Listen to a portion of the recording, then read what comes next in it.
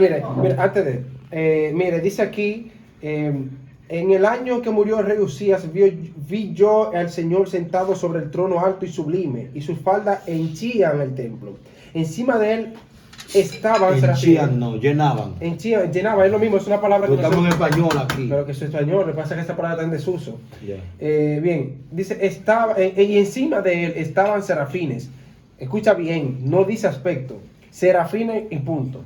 Cada uno tenía 6 alas, con 2 cubrían su rostro, con 2 cubrían sus pies y con 2 volaban. Y uno al otro daban voces diciendo, Santo, Santo es el Señor de los ejércitos. Toda la tierra está llena de su gloria. Es decir, no hay un aspecto. El único que puede hablar de los serafines con mayor claridad es el mismo Isaías, no hay otro. Bien, entonces, ¿qué sucede? Ahora sí, dime la pregunta, comenzando. Dios le bendiga a la gente que nos sigue desde el canal Marquiano al Nova 32.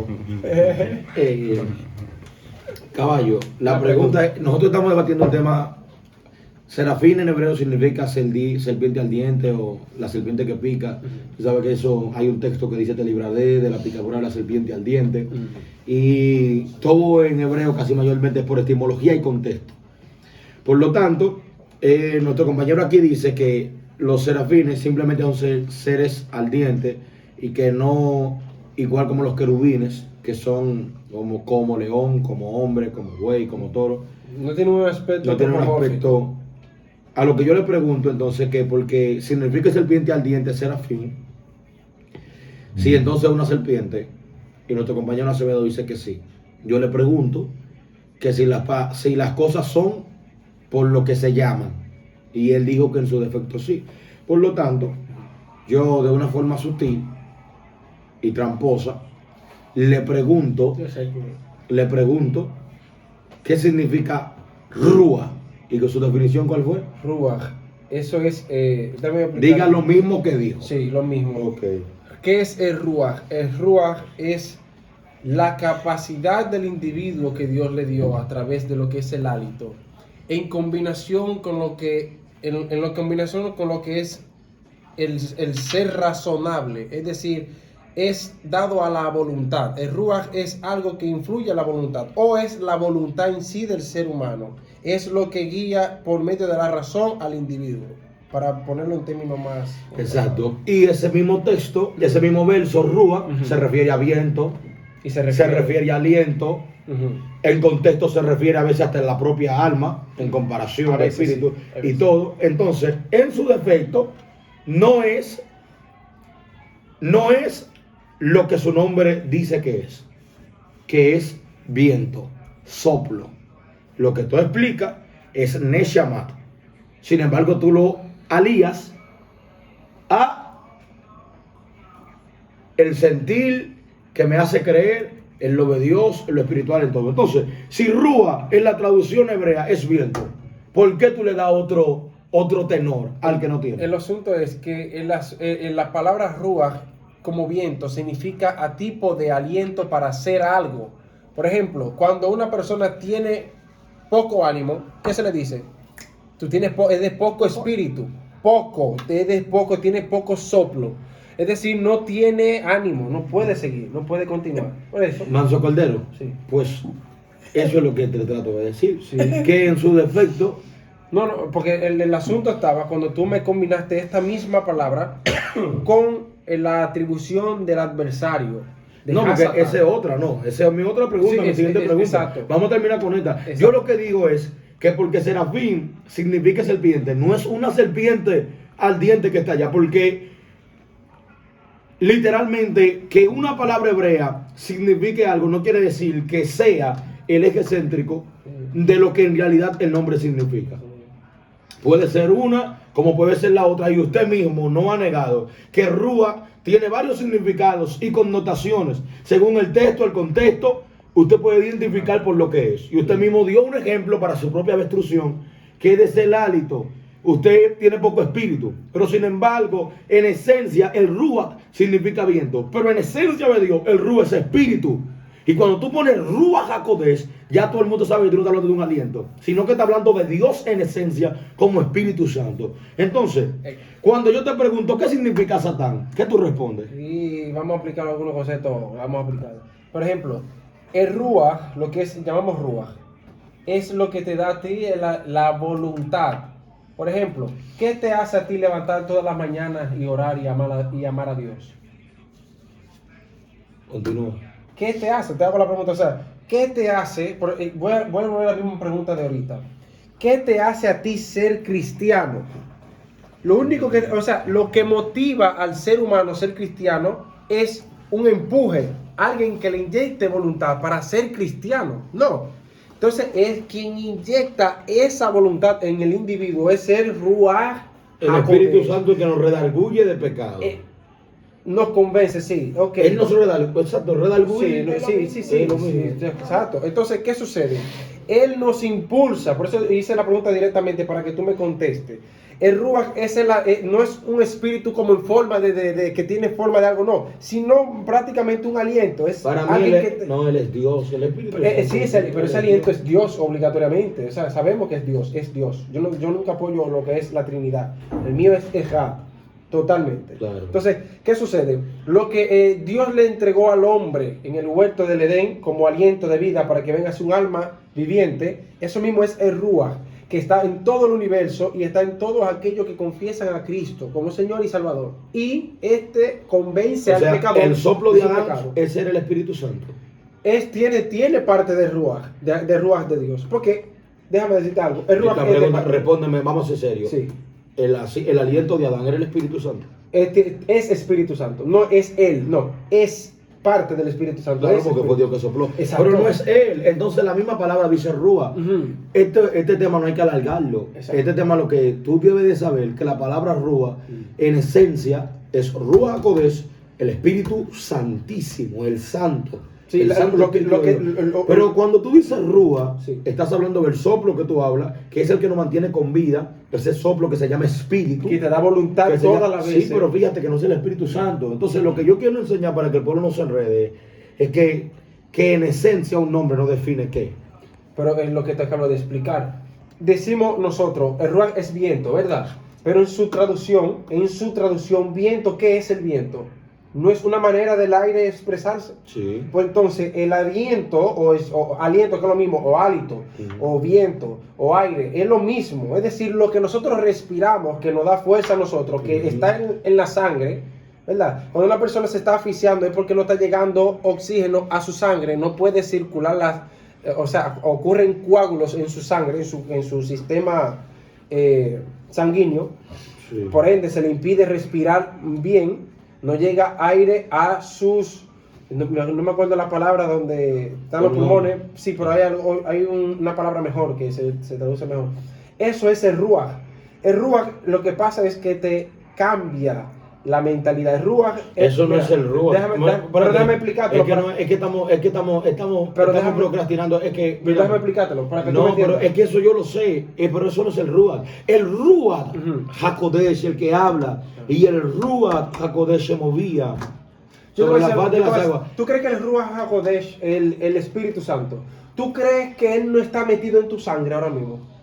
En mí sí. No, pero no quiero, o sea, yo quiero ver tu perspectiva, porque yo creo que ya yo te entiendo, porque tú pones el Ruach del hombre de una forma y el Ruach HaKodesh de otra. No es que está de una forma, es que son dos formas distintas. Lo que se usa para sí igual es la misma palabra. No, pero ahí es que yo quiero llegar, porque si no, tú estás... Vámonos para el griego. Vámonos para el griego.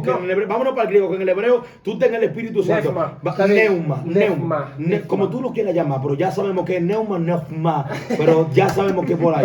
¿Qué significa neuma? Eso, aire. Sí, pero déjame decírtelo. Pero dale, pero tú no sabes lo que yo voy a decir, porque es que es imposible. Ruach HaKodesh y Ruach. Cuando habla de Ruach HaKodesh, habla del Espíritu Dios, de Dios en esencia. Exacto. Pero todos tenemos un Ruach. Entonces, en esencia, cuando dice Ruach, ¿a qué tú quieres decir que se refiere? ¿Qué es un Ruach en esencia? Escucha esto. ¿Viento te voy a enseñar, o espíritu? Te voy a enseñar esta parte. ¿Qué es en esencia? ¿Es viento o es espíritu? No lo sabe, porque el nombre no define lo que es, sino el contexto. No. El contexto te dice si es, y tenía espíritu de vida. Ya todo el mundo sabe que eso es el hálito. Pero dice, y el Ruach HaKodesh se movía. Eso no es un aire, eso no es un viento, eso no es una atmósfera, ese es Dios que está ahí. Entonces, por el nombre tú no puedes definir ese. Miguel, tú quieres debatir o tú estás haciendo, no estás siendo serio con él. Yo estoy siendo serio, totalmente. Pero déjame decir, déjame para que tú tengas entendido. Tú ahora mismo acabaste de separar el concepto de Ruach del hombre simple normal, que es depositado en el ser humano, ¿verdad? También hiciste diferencia entre Dios, el Ruach HaKodesh, que está, ¿verdad? Perfecto. El asunto está es que aquí es que entramos, tú y yo entramos en un camino donde tú y yo ahora estamos tratando de entenderlo. Para el pensamiento judío o para el pensamiento de raíces hebreas, el Ruach HaKodesh es quien nos impulsa.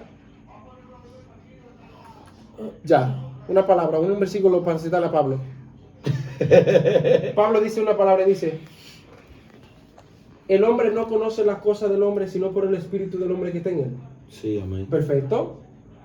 Es decir, que él está describiendo del hombre antropomórfico. Pero espérate, no, disculpa, es una pregunta. ¿De qué tú crees que está hablando? ¿Y tú crees que está hablando de la historia? No, pero yo estoy hablando de espíritu. Ahí dice la palabra nefma. Claro. Haciendo alusión de Ruach. Claro. Es decir, ok. Entonces, cuando utiliza la misma palabra nefma, utiliza la misma palabra y todo aquel también sabe las cosas de Dios por el Espíritu de Dios que está en él. Ahora bien, ¿qué es lo que pasa aquí? Tú tienes un pensamiento diferente, escucha bien, de lo que dice Pablo. Pablo está diciendo, nosotros conocemos las cosas de Dios porque el Espíritu de Dios habita en nosotros y nos hace ser conscientes de Dios. Nos hace ser conscientes de su cercanía y de su presencia, ¿verdad? Nos hace ser conscientes de que Él es la verdad y el camino. Por ende, el Espíritu o el Ruach, cuando llega a ti el Ruach HaKodesh, el Ruach que tú tienes de por sí como hombre, ya no es predominante. Ya tú tienes Ruach como esencia tuya. Por eso Pablo dice, y vuestro espíritu, nefma, alma, alma, nefesh, pero yo quería decirlo en griego, no me acuerdo la palabra, y cuerpo, antropo,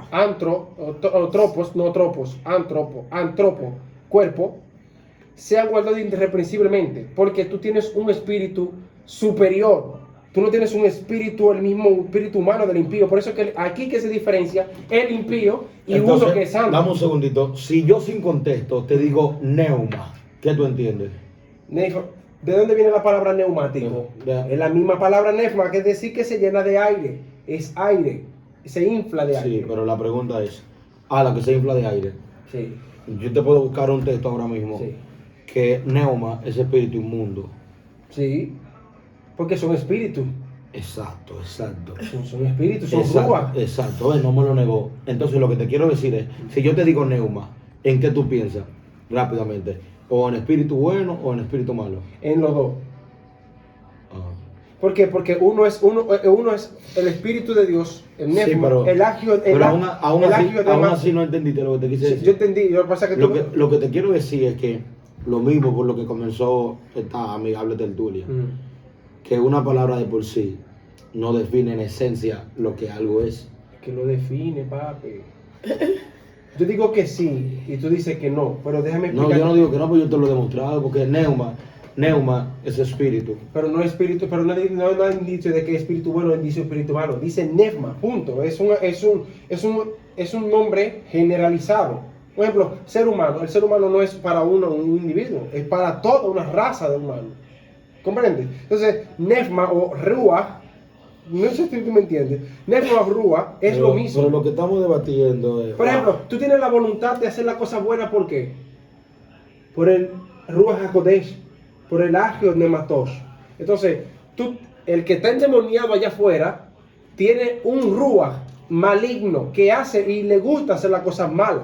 Pero en sí el concepto como tal es ruach, es viento, un impulso de voluntad que lo inspira a él a hacer lo bueno o a hacer lo malo. Pero de esa manera perspectiva es que yo me refiero. Ahora, la pregunta clave sería, ¿de dónde desciende este espíritu maligno? Si ese espíritu maligno convive en la misma esfera de Dios o habita dentro de la esfera de Dios. Ahora, si habita fuera de la esfera de Dios, estamos diciendo que hay otro Dios fuera de Dios. El enemigo tiene que estar dentro de la esfera de Dios. Es una herramienta para perfeccionar a los santos. Satanás es una herramienta para perfeccionar a los santos. para confrontar y hacer ver al que está en el camino, que es una persona que constantemente, como alma pecadora, vendida al pecado, ya venida en Cristo, tiene que batallar y negar todos los días su propia naturaleza de maldad, porque su maldad fue reverdía. No sé si tú me estás entendiendo. Es decir, que para mí el Ruach es algo completo. Solamente que hay Ruach que te inspira al bien y otro Ruach que te inspira al mal, que es el Espíritu Santo o el enemigo, que sí existe. Entonces, ¿qué quiero dejar yo dicho con esto? Ninguno de los dos tiene forma. El Ruach HaKodesh no tiene forma.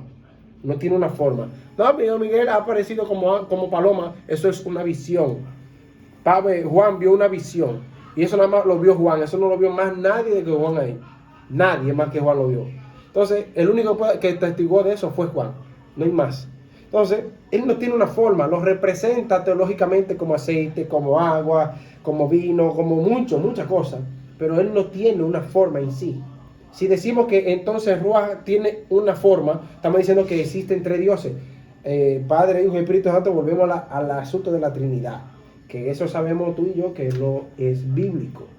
O sea, es lo que quiere decir, creemos en el Padre, que el Hijo y el Espíritu Santo, pero es un solo. Es un solo. O sea, el mismo Padre manifestado. El mismo Padre se quiso manifestar en carne, él se manifestó él mismo en carne. El aliento para salvar al pecador y convencer al pecador es un soplo de Dios. Yo soplaré, por eso es que el Señor le dijo, yo soplaré sobre ustedes el Espíritu Santo. Fue un soplo, y él lo hizo de manera antropomórfica. Sí, me gusta que él hable, ve cómo se ve, se entiende y se siente. Porque me dejaron explicarlo.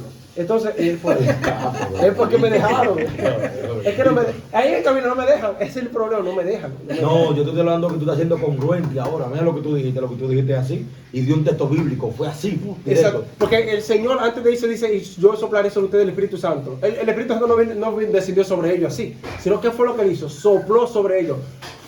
Eso, ahora yo lo voy a incitar a ustedes a hacer el bien. Le voy a inspirar el mismo espíritu que tengo, se lo voy a impartir a ustedes para que ustedes lo inhalen y lo exhalen y eso le barate toda la maldad y eso fluya a través de ustedes. El Ruach HaKodesh es algo real y verídico. Para el pensamiento cristiano es algo abstracto, algo que es idealizado. Algo que solamente se tiene que creer por fe. No, el Ruach HaKodesh es real. Lo que pasa es que él brota por toda la sangre de las venas de las personas que confiesan a Cristo. Por eso que el cristiano es cristiano real, porque tiene un espíritu real que opera en él. ¿Comprende? La sangre necesita oxígeno para poder fluir. El oxígeno que está ahí se encuentra en el H2O, en el agua. Entonces nosotros bebiendo agua podemos adquirir nosotros oxígeno. Así mismo es el Espíritu Santo. El Espíritu Santo literalmente está corriendo en nuestra sangre. Por eso que cada vez que nosotros pecamos nos duele, porque llega al corazón.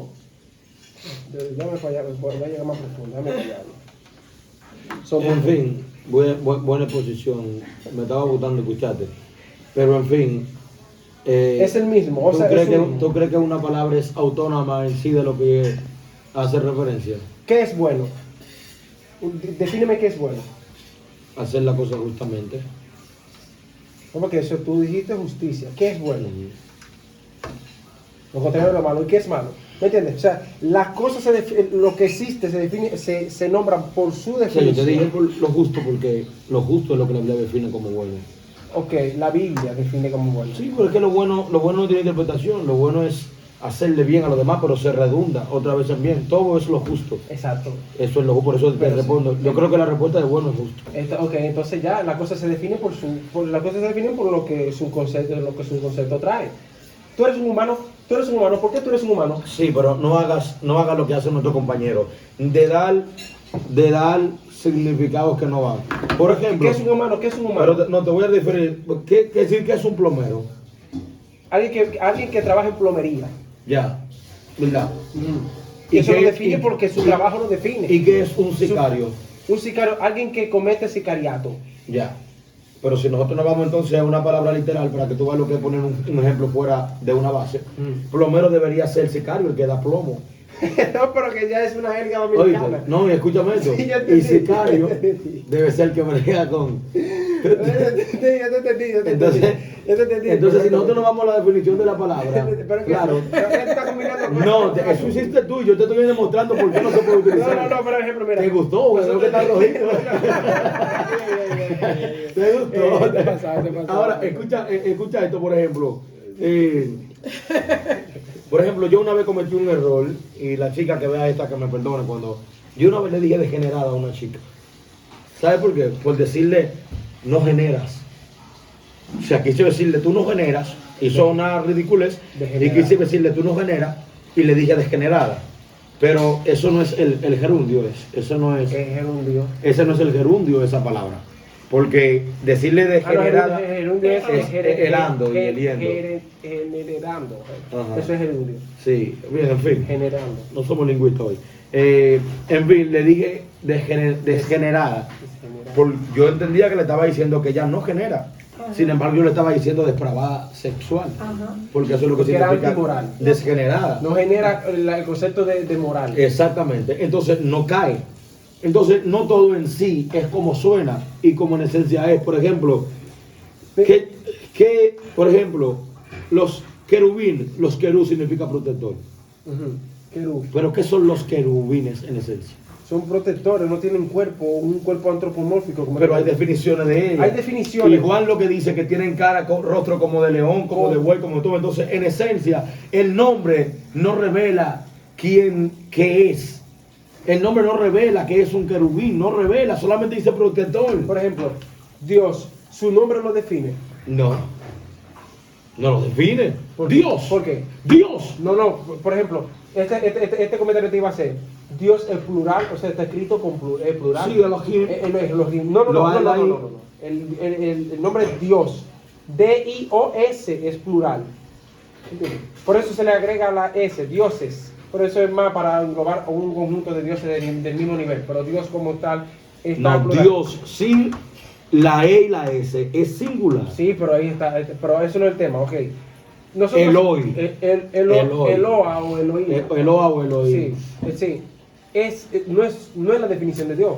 Nosotros hablamos de eso. No, Ya esos son atributos. claro. Esos son la suma de los atributos de Dios. Claro. Bien, perfecto. Yud-Hei Vav-Hei. Pero él mismo está diciendo lo que yo le quiero decir. Jehová Rafa. Sí, pero Jehová Rafa lo define. Sí, pero eso es él. Pero ahora bien, ¿qué define el Señor? ¿Cómo se ha venido presentando el Señor desde el inicio de los tiempos hasta el final de los tiempos? ¿Cómo se define él? ¿En qué sentido? No, como omnipoderoso, Omnipotente. sí, poderoso. Él desde el principio, cuando Te voy a ver los tres primeros atributos que él se da. No, yo quiero una pregunta nada más. O sea, ¿cómo se define él? Porque lo dice muchas veces en el Antiguo y en el Nuevo Testamento. Yo te voy a decir el bueno. Solamente hay una sola palabra. A una no. Piensa. Porque él mismo se autonombra Shaddai, todopoderoso. Sí, pero un nombre, o sea. No, sí, pero no es ese. Escúchame la pregunta. Dice, ¿cómo él se ha manifestado? Se manifiesta y se manifestará. Como Salvador. Ya. Sí, pero es que no se ha manifestado todo el tiempo así. Porque ¿cómo cuando que no? Adán, aunque en su plan es que él no estaba, pero Adán, ¿de qué había que salvar a Adán? De su pecado, de su rebeldía. Pero Y ahora sí lo está haciendo. Pero aguárdame. Estás hablando a Adán es la humanidad. Sí. En su plan eterno así pasó. Pero en los planes de Dios no era salvar a Adán porque Adán no era perdido. Sí, pero ya no podemos hablar de algo. Tú ya. dijiste desde el principio. Pero yo te pregunto, con Dios para mí, desde el principio se ha presentado como el Shaddai, todopoderoso. Él siempre se ha presentado como redentor, salvador. Sí, pero eso es pecado. Si nos vamos antes del pecado, ¿quién es? ¿Qué?